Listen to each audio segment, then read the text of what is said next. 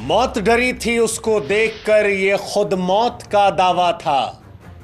धरती को नाज था उस पर, ऐसा शेर शिवाजी का छावा था। छावा, छावा का मतलब समझते हैं आप?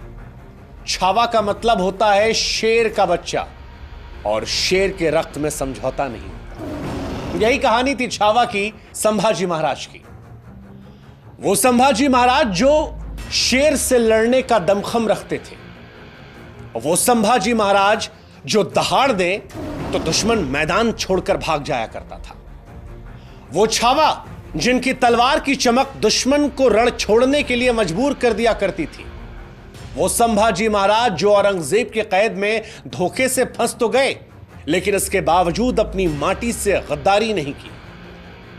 हैरानी होगी आपको जानकर कि संभाजी महाराज को तोड़ने के लिए, उन्हें इस्लाम धर्म कबूल करवाने के लिए औरंगजेब ने यातनाओं की पराकाष्ठा को पार कर दिया था। उनके नाखूनों को एक एक करके उखाड़ा गया था, उनकी उंगलियों को एक एक करके काट दिया गया था, उनके जिस्म के एक एक टुकड़े को काटा गया, आंखों में गर्म लोहे की सरिया घुसेड़ दी गई, कटे पर नमक उठाकर शरीर पर रगड़ दिया गया। उनको जलील करने के लिए, पत्थर मरवाने के लिए नगर में घुमाया गया, लेकिन छावा टूटे नहीं। औरंगजेब ने छावा यानी संभाजी के शरीर को तो काट दिया था, लेकिन उनकी हिम्मत, उनके हौसले को तोड़ पाना तो बहुत दूर की बात थी। औरंगजेब उसे हिला तक नहीं पाया था। औरंगजेब ने जब लहूलुहान छावा से कहा कि इस्लाम कबूल कर लो, जान बच जाएगी, तो शेर का बच्चा छावा पलटकर जवाब देता है कि औरंगजेब, तुम मराठों में शामिल हो जाओ, तुम्हें धर्म बदलने की जरूरत भी नहीं पड़ेगी। ये थे छावा, संभाजी महाराज। और इसीलिए विकी कौशल की फिल्म छावा सिर्फ एक फिल्म नहीं है, बल्कि शौर्य, बलिदान, अजय पराक्रम की महागाथा है। एक ऐसी महागाथा जिससे देश का एक बड़ा हिस्सा अनजान है। एक ऐसी महागाथा जिसके बारे में कम ही लोग जानते हैं। ऐसी महागाथा जो हमें बताती है कि हमारे देश में स्वराज पाने के लिए हमारे बहादुर वीरों ने कितनी कुर्बानियां दी हैं। यह आपको समझना पड़ेगा, और इस समझने के लिए आपको अपने स्कूल के दिनों में वापस जाना पड़ेगा। एक जमाने में कक्षा 5 में एक किताब आती थी, भारत की महान विभूतियां। इस किताब में भारत के तमाम महावीरों की कथाएं थी। शिवाजी का भी चैप्टर था, सिंहगढ़ किले को औरंगजेब से वापस लाने की लड़ाई का जिक्र था। इस चैप्टर में मराठे सिंहगढ़ का किला जीत जाते हैं। शिवाजी महाराज अपनी मां जीजाबाई से पूछते हैं कि औरंगजेब की सेना से लड़कर किला जीतने वाले किलेदार का क्या हुआ? तो जीजाबाई कहती हैं, गढ़ा आला पर सिंह गेला, यानी गढ़ तो आ गया लेकिन शेर चला गया। ये शेर कोई और नहीं बल्कि किलेदार तानाजी मालुसरे थे। हम में से बड़ी आबादी इनके बारे में तब जान पाई जब अजय देवगन ने फिल्म तानाजी बनाई। अब आप सोचिए जरा कि एक ऐसा योद्धा जिसने औरंगजेब को परास्त कर दिया था, सिंहगढ़ किले पर कब्जा किया था, उसके बारे में भारत के लोगों को ही मालूम नहीं था। और तानाजी अकेले नहीं है, ऐसे बहुत सारे लोग हैं। पेशवा बाजीराव को ले लीजिए। पेशवा बाजीराव बल्ला के बारे में लोगों को मालूम नहीं था। क्या आप जानते हैं कि पेशवा बाजीराव बल्लाल एक ऐसे योद्धा थे जिन्होंने अपने 40 साल के जीवन में 42 युद्ध लड़े और उसमें से एक भी युद्ध नहीं हारे। सोचिए, जो बाजीराव अपराजय योद्धा थे, ऐसे योद्धा जिन्होंने मुगलों की नींद उड़ा रखी थी। कहा जाता है कि मुगलों को बाजीराव सपने में आते थे। सिर्फ 19-20 साल की उम्र में बाजीराव ने मुगलों के शासन वाली दिल्ली को 3 दिनों तक बंधक बना के रखा था। मुगल बादशाह की लाल किले से निकलने की हिम्मत तक नहीं हुई थी। उस बाजीराव को भी इस देश में तब जाना गया जब रणवीर सिंह की फिल्म बाजीराव मस्तानी आई। ऐसे बहुत सारे योद्धा हैं जिन इतिहास में या तो जगह नहीं दी गई, या जगह मिली तो उनका प्रचार प्रसार नहीं हुआ, पढ़ाया नहीं गया, और इसीलिए हम सब उनकी वीरता से अनजान हैं। ऐसे ही एक मर्द मराठा, संभाजी राजे शिवाजी राजे भोसले। जी हां, संभाजी छत्रपति शिवाजी महाराज के पुत्र थे। स्वराज का जो सपना छत्रपति शिवाजी महाराज ने देखा था, उसे पूरा करने का जिम्मा छत्रपति शिवाजी महाराज के बाद संभाजी ने उठाया। शेर के बच्चे को छावा कहा जाता है क्योंकि छत्रपति शिवाजी को शेर कहा जाता था, इसीलिए संभाजी छावा थे। और इसी छावा पर एक किताब आई और उसके बाद फिल्म बनी जिसका नाम है छावा। छावा के जरिए लोगों को बताने की कोशिश की गई है कि शिवाजी राजे के पुत्र संभाजी राजे कितने महान योद्धा थे। इतिहासकारों का यह मानना है कि बीते कई दशकों में छत्रपति संभाजी महाराज को बड़ी ही योजनाबद्ध तरीके से किनारे कर दिया गया, जबकि छत्रपति शिवाजी महाराज के बाद धर्म, संस्कृति और राष्ट्र की रक्षा के लिए प्राणों का बलिदान देने वाले वो वीर योद्धा थे। एक ऐसा योद्धा जिसकी वीरता का लोहा खुद औरंगजेब ने माना था। हालांकि संभाजी महाराज का उल्लेख मुगल इतिहास में जरूर मिलता है, लेकिन यह दुर्भाग्य है कि हमारे पाठ्य पुस्तकों से संभाजी गायब रहे। इसीलिए जब यह फिल्म आई तो लोगों के मन में सवाल आया कि जिस व्यक्ति ने इतनी यातनाएं सही, जिस व्यक्ति ने शेर के जबड़े को चीर दिया था, जिस व्यक्ति ने दुखों की पराकाष्ठा को सह लिया था, देश से गद्दारी नहीं की थी, उसके बारे में स्कूल में पढ़ाया क्यों नहीं गया। और अब तमाम लोग हैं जो इतिहास पर सवाल उठा रहे हैं। हालांकि ये विषय समय समय पर उठता रहा है।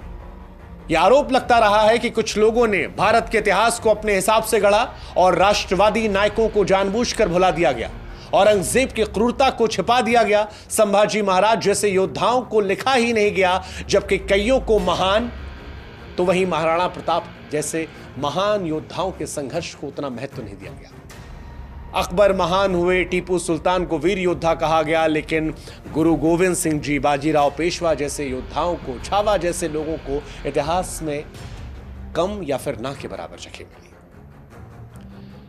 पिक्चर के जरिए ही सही, मगर मराठा शौर्य और वीरता की गूंज एक बार फिर सुनाई पड़ रही है। छावा सिर्फ एक फिल्म नहीं है, बल्कि इतिहास की ज्वाला है।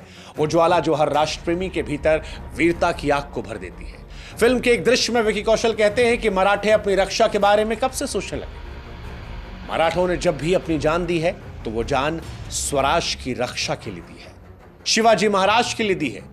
जो मस्तक सिर्फ और सिर्फ अपनी मातृभूमि के लिए झुकता है, वो शत्रु के सामने कब से झुकने लगा। जिन महावीरों का खून हमारी नसों में बह रहा है, उसे बहाने की ताकत औरंग में है ही नहीं। वो है जो तख्त के लिए अपने भाई, अपने बाप की जान ले ले, क्या हमारा ईमान खरीदेगा। हम मराठा हैं, मराठा। स्वराज का यह सिंहासन हजारों मराठों के त्याग और बलिदान से बना है। स्वराज सिर्फ एक इंसान की इच्छा नहीं, बल्कि अनेक इंसान को सुरक्षित रखने के लिए ईश्वर की इच्छा है। संभाजी महाराज स्वराज के लिए सब कुछ कुर्बान कर देने वाले योद्धा थे। मराठा साम्राज्य के दूसरे छत्रपति राजा और छत्रपति शिवाजी महाराज के उत्तराधिकारी थे। संभाजी अपनी वीरता, विद्वता के लिए प्रसिद्ध थे। आप यकीन नहीं करेंगे कि महज 13 साल की उम्र में संभाजी को 13 भाषाएं आती थी। संभाजी ने अपने कम समय के शासन में 120 युद्ध किए। खास बात यह है कि 120 युद्ध में संभाजी ने एक भी युद्ध नहीं हारा, जबकि मुगलों की सेना के सामने मराठों की सेना मुट्ठी भर थी। मगर कुशल नेतृत्व और गुरिल्ला युद्ध में निपुणता ने मराठों का भगवा हमेशा लहराया। इतिहास कहता है कि संभाजी के पराक्रम से औरंगजेब इतना परेशान हो गया था कि उसने कसम खाई थी कि जब तक संभाजी राजे पकड़े नहीं जाते, तब तक वो अपने सिर पर मुकुट नहीं पहनेगा। ये बात शिवाजी सावंत की किताब और विकी कौशल की फिल्म में भी दिखाई गई है। संभाजी वीर तो थे ही, लेकिन विद्वान भी बहुत थे। आपको यकीन नहीं होगा, लेकिन 14 साल की उम्र में संभाजी ने वधभूषण, नखशिख, नायिका भेद और 7 शासक नाम के ग्रंथ लिख दिए थे। ये ग्रंथ संस्कृत में लिखे थे। जिस तरह से कलम पर उनकी पकड़ थी, वैसे ही पकड़ तलवार पर थी। उनकी तलवार अगर उठ जाए तो दुश्मनों की सेना का विध्वंस होना निश्चित था। महज 16 साल की उम्र में संभाजी ने रामनगर में अपना पहला युद्ध लड़ा था और जीत भी लिया था। साल 1675 से लेकर 76 के दौरान उन्होंने गोवा और कर्नाटक में तमाम सफल युद्ध लड़े जीते। संभाजी महाराज के इतिहास में बुरहानपुर का आक्रमण सबसे ज्यादा चर्चित रहा, क्योंकि छत्रपति बनने के बाद संभाजी का यह पहला युद्ध था। संभाजी के साथ मुट्ठी भर मराठा थे। सामने औरंगजेब की 20,000 की सेना थी, लेकिन मराठा सेना मुगलों की सेना पर भारी पड़ती है। मराठों ने खानदेश में औरंगजेब की राजधानी को लूट लिया था। खानदेश और बुरहानपुर में मुगलों को हराने के बाद संभाजी महाराज ने मैसूर पर आक्रमण किया। संभाजी महाराज ने 1681 में वोडियार राजवंश के दक्षिणी मैसूर पर आक्रमण किया। उस वक्त वोडियार वंश के राजा थे वोडियार चिक्का देव राय। संभाजी उन्हें भी हरा देते हैं। संभाजी की कूटनीति जबरदस्त थी। दरअसल उस वक्त पुर्तगाली मुगलों को व्यापार करने में मदद किया करते थे, इसलिए पुर्तगाली मुगलों को अपने क्षेत्रों से गुजरने दिया करते थे। संभाजी महाराज का यह मानना था कि अगर मुगलों को कमजोर करना है तो पुर्तगालियों के साथ उनके गठजोड़ को खत्म करना पड़ेगा और इसीलिए पुर्तगालियों पर हमला किया, उनके किले को ध्वस्त किया, पुर्तगाली खजाने हथियारों पर कब्जा किया जो मराठों की सेनाएं काम आए।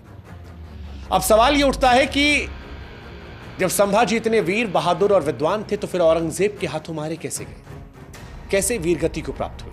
इसकी कहानी भी बड़ी दिलचस्प है। दरअसल संभाजी ने मुगलों को भारत से पूरी तरह उखाड़ फेंकने के लिए एक योजना बनाई थी और इसके लिए संगमेश्वर में गुप्त बैठक की थी। इस बैठक में संभाजी के बहनोई गनोजी शिर्के भी शामिल थे। दरअसल गनोजी शिर्के को संभाजी महाराज ने वतनदारी और जहांगीरी देने से साफ इनकार कर दिया था, इसलिए वो संभाजी से बैर रखते थे मगर साथ होने का दिखावा करते थे। गणोजी ने संभाजी महाराज के साथ विश्वासघात किया और मुगल सरदार मुकर्रब खान को सूचित कर दिया कि संभाजी संगमेश्वर में है। संभाजी राजे ने अपनी बैठक में जिन गुप्त रास्तों के बारे में बताया वो केवल मराठों को मालूम थे। गणोजी ने मुकर्रब खान को गुप्त रास्तों के बारे में सब कुछ बता दिया। संभाजी को मालूम नहीं था कि उनकी योजना का पता मुगलों को लग गया है, इसलिए अपनी आधी से ज्यादा सेना को रायगढ़ भेज दिया और खुद संगमेश्वर से निकलने की तैयारी कर रहे थे। जब वो संगमेश्वर से निकल रहे थे तब तकरीबन 10,000 मुगलों के सैनिकों ने उन्हें घेर लिया, धोखे से बंदी बनाया। इसके बाद औरंगजेब ने संभाजी को अपने बंदीगृह में हर तरह की यातनाएं दी, उनके नाखून को उखाड़ा, उंगलियों को काटा, आंख में लोहे की सरिया डाली, शरीर पर नमक रगड़ दिया, इस्लाम कबूल करने के लिए उन्हें प्रताड़ित किया। लेकिन इसके बावजूद बिना गद्दारी किए इस जिंदगी को छोड़ने का फैसला छावा ने किया। विकी कौशल की फिल्म में जब यह संवाद आता है, जब छावा औरंगजेब से कहता है कि मराठाओं में तुम शामिल हो जाओ, तुम्हारी जान भी बच जाएगी और धर्म भी नहीं बदलना पड़ेगा, तो वो बताता है कि छावा की कहानी किसी एक धर्म के गुणगान की कहानी नहीं है, यह कहानी स्वराज की कहानी है। वो स्वराज जिसका सपना भारत देश के हर एक धर्म के हर एक व्यक्ति ने देखा था। लेकिन बड़ी हैरानी होती है और यह बड़ा दुर्भाग्यपूर्ण लगता है कि ऐसे योद्धाओं के बारे में हमें तब क्यों पता चलता है जब कोई फिल्म आती है या विवाद होता है। क्यों हमारी पीढ़ी को ऐसे महान हस्तियों के बारे में पढ़ाया नहीं गया? बड़ी हैरानी है। हमारी जनरेशन को इस बात की जानकारी क्यों नहीं है कि स्वराज के लिए लड़ने वाले योद्धाओं में संभाजी महाराज जैसे योद्धा थे जिन्होंने स्वराज की खातिर अपने प्राणों का बलिदान किया था, वो भी पूरी वीरता के साथ। अंतिम समय में भी जिनकी आंखों में डर नहीं था, ऐसे ही योद्धा तो भारत को भारत बनाते हैं और बताते हैं कि शास्त्रों की इस भूमि में ऐसे ऐसे योद्धा हुए हैं जिनके शस्त्र उठाते ही दुश्मनों की चाल बदल जाया करती थी। छावा सिर्फ एक कहानी नहीं है, छावा एक प्रेरणा है। छावा की कहानी अगर आपने नहीं जानी, कोई बात नहीं। उस दुर्भाग्यपूर्ण दौर में हम भी आप बड़े हुए जब इतिहास में नहीं पढ़ाया गया, लेकिन अब जब ये कहानी आई तो हमारी आपकी भी जिम्मेदारी है इस कहानी को अधिक से अधिक लोगों तक पहुंचाने की। हमने अपना काम किया, अब आगे आपकी जिम्मेदारी है। छत्रपति शिवाजी महाराज की जय, भारत माता की जय। जय हिंद, जय भारत।